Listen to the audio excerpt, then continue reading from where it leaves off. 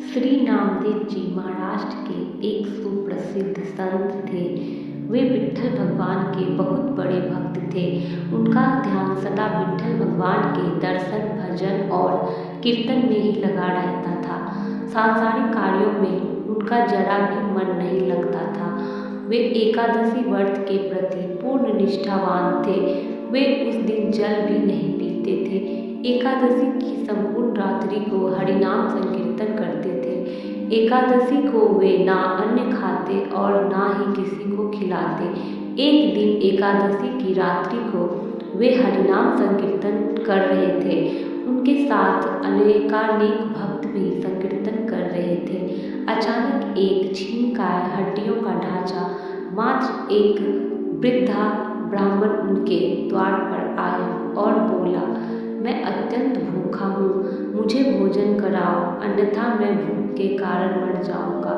श्री नामदेव जी बोले, मैं एकादशी को न अन्न खाता हूँ और न अन्य किसी को खिलाता हूँ। अतः ब्राह्मण देवता, आप कल सुबह का इंतजार कीजिए। व्रत का पारण कर आपको भरपेट भोजन कराऊंगा।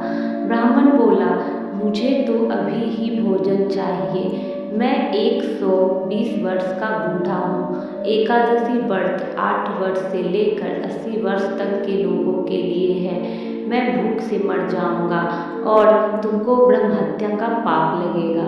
श्री नामदेव जी ने कहा, ब्राह्मण देवता, चाहे कुछ भी हो जाए, मैं आपको भोजन नहीं करा सकता हूँ। कृपया आप सुबह का इंतजार करें। श्री नामदेव जी के ऐसे व्यवहार के प्रति अन्य ग्रामवासियों ने नामदेव जी को निष्ठुर कहा और ब्राह्मण को भोजन देना चाहा, परंतु ब्राह्मण ने भोजन लेने से इनकार कर दिया और कहा, यदि मैं भोजन ग्रहण करूँगा तो सिर्फ और सिर्फ नामदेव से ही करूँगा।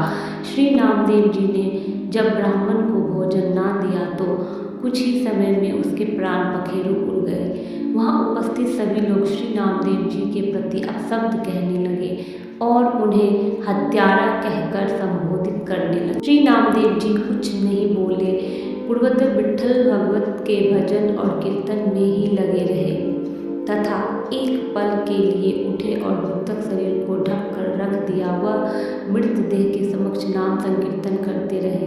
प्रातःकाल श्री नामदेव जी ने व्रत पारण किया और एक चिता बनवाई। स्वयं उस ब्राह्मण के पार्थिव शरीर को अपनी गोद में लेकर चिता पर बैठ गए। चिता को प्रज्वलित किया गया। जब आग की लपटें श्री नामदेव जी तक पहुँचने ही वाली थी तो अचानक वह ब्राह्मण उठा और श्री नामदेव जी को उठाकर चिता से बाहर कूद पड़ा।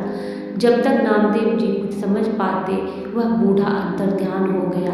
स्वयं विट्ठल भगवान ही उनकी परीक्षा लेने आए थे। चिता में प्रज्ञा का प्रकाश, ज्ञान का दीपक जले तभी ठाकुर जी का निराकार स्वरूप दिखाई देता है। भागवत श्रवण से चित्त रूपी दीपक जलाने का प्रयास मानव को करना चाहिए।